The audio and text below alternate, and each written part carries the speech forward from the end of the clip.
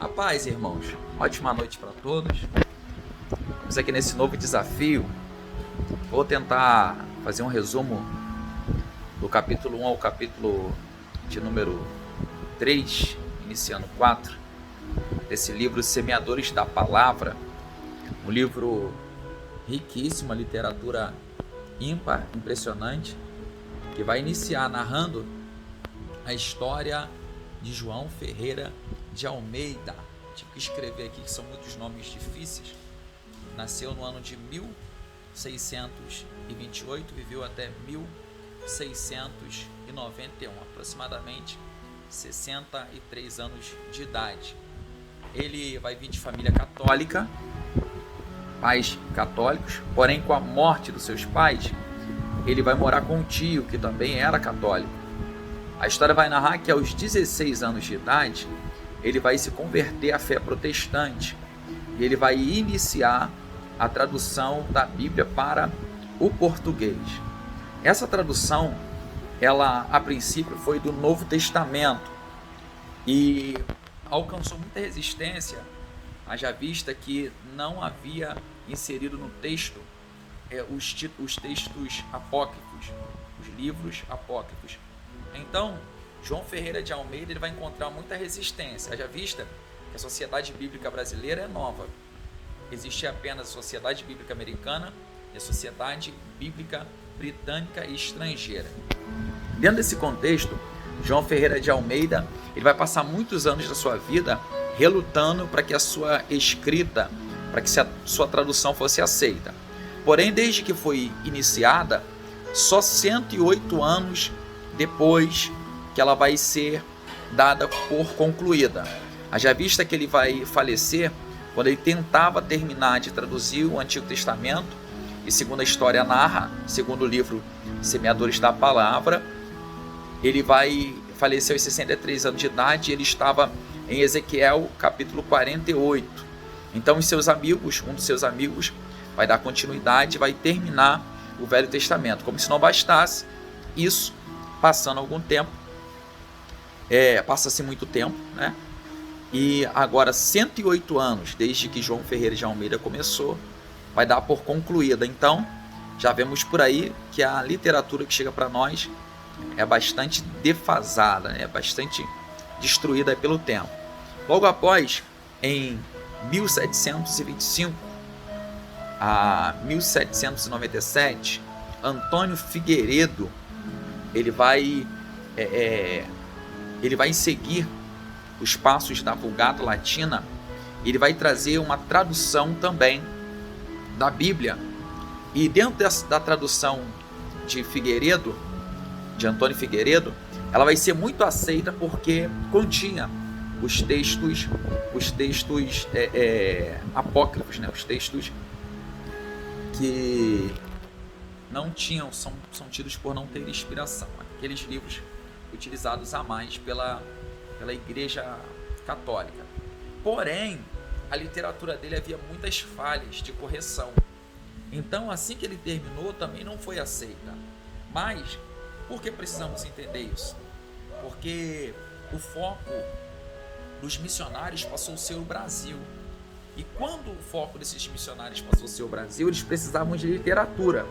Só que é uma dificuldade. O Brasil, nessa época, ele passava pelo período do Brasil Império. E no período do Brasil Império havia uma dificuldade, pois havia escravidão. A população ela era sofrida, o catolicismo estava instaurado e a igreja luterana também, né, com parte dos alemães em Pernambuco, em outras partes do Brasil, também tinha uma sólida estrutura. E também muitas igrejas não tinham pastores, pois eram refugiados. As congregações se davam muitas das vezes nas embarcações. E nessas embarcações que eram realizados os cultos. Então, há uma dificuldade muito grande. Mas a história vai narrar um homem de sobrenome Fletcher, Kidder e Keller, que foram comportores, missionários, pastores. E nesse tempo, Fletcher ele vai alcançar o favor do imperador Dom Pedro II. Dom Pedro II ele era um fascinado por livros, e Flett vai presentear ele com um livro que não tinha na coleção dele, de um escritor muito famoso que não tinha na sua biblioteca. Ele vai ficar amante da fé proferida por Flett. Apesar de não se converter, ele vai gostar muito das Sagradas Escrituras, segundo a tradução Ferreira de Almeida. Então os missionários eles vão ter uma grande estratégia. Qual era essa estratégia? Aqueles que proferiam a fé protestante compravam a Bíblia que não continha os apócrifos, e aqueles que eram católicos compravam a Bíblia do Novo Testamento. Haja vista que a maior resistência era dada pelos padres. Os padres não queriam que a população recebesse as escrituras sagradas, as letras. Eles não queriam. Eles não aceitavam de maneira nenhuma. Eles vão resistir isso arduamente. Então, a história vai narrar que Flett ele vai se tornar amigo do imperador. O imperador vai dar liberdade a ele para ele poder ir para onde ele bem desejasse. Só que o catolicismo vai resistir francamente a essas investidas, a esse evangelismo, dizendo que eles estavam tentando implementar heresias e distribuir literatura sem autorização. Os missionários, ou os colportores, abrindo aspas, colportores, são vendedores de livros. Então eles vinham dos Estados Unidos, eles vinham da Escócia, eles vinham de muitas partes. Chegavam no Brasil, tinham que se adaptar ao idioma, ao português. Eles vinham não por ordem das Assembleias de Deus. A Assembleia de Deus é muito novo. Eles vinham por ordem das igrejas presbiterianas ou igrejas metodistas. Como citamos aí no livro Generais de Deus, as igrejas metodistas e presbiterianas eram muito fortes. Então elas enviavam e preparavam os seus missionários. Só que é uma dificuldade. Assim como na África existe a malária, no Brasil existe a febre amarela. E a febre amarela ceifou a vida de muitos desses missionários. Os missionários tinham um trabalho árduo demais, pois aqueles que podiam comprar literatura, eles vendiam. Aqueles que não podiam, eles doavam. E aqueles que não podiam, não sabiam ler, eles davam a literatura e ainda ensinavam a ler as Sagradas Escrituras, pois não eram todos que tinham acesso. Então, esses colportores, os missionários, esses evangelistas, esses pastores, que vieram muitas das vezes dos Estados Unidos, eles vão encontrar uma grande resistência da escravatura e a dificuldade de ter literatura, pois a sociedade bíblica, como já citei, era nos Estados Unidos e também nos países britânicos. Então essa dificuldade era muito grande, pois atravessar os oceanos para trazer literatura não era algo muito fácil, e chegar aqui ainda ter que doar e ensinar a ler era uma dificuldade muito grande. Mas eles não olharam para essa dificuldade, pelo contrário, se esmeraram. Muitos venderam tudo que tinham, tiveram a ideia de evangelizar também a Ilha da Madeira, mas na Ilha da Madeira eles apanharam, tomaram pedrada e tiveram que fugir de lá às pressas e alcançaram refúgio no Brasil.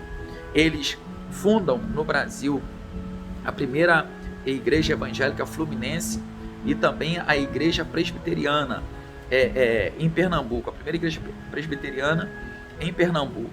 Nós vamos ver que eram pessoas simples, porém de um grande saber, pois haja vista que eles não vinham para o campo missionário com a simples vontade. Antes de vir do campo para o campo missionário, antes eles faziam um seminário teológico nas suas origens, na sua terra, antes de serem enviados pelo segmento presbiteriano ou pelo segmento metodista. Nós vamos observar que esses homens eles vão encontrar muita resistência do público católico e eles vão criar estratégias para semear a palavra. Por isso que o texto do livro é Semeadores da Palavra, pois havia a dificuldade como temos dificuldades hoje. Porém, ainda assim, eles vão dispor de tempo e de força de vontade. Como nós aprendemos na aula segunda-feira, a dificuldade gera as melhores pessoas. E na vida desses homens que foram esses precursores da fé protestante, do evangelho, muitas das vezes de uma forma divulgada dentro do Brasil, pois no Brasil já havia os anglicanos, os luteranos, já havia os católicos, nós vamos ver que eles criaram estratégia. E dentro dessa estratégia deles, eles foram muito eficazes. O ponto principal era São Paulo e Rio de Janeiro. Devido à costa, devido aos muitos marinheiros que vinham para esse lugar. Os cultos eram feitos a princípio dentro das embarcações que atracavam nos portos. Depois foram feitos em residências.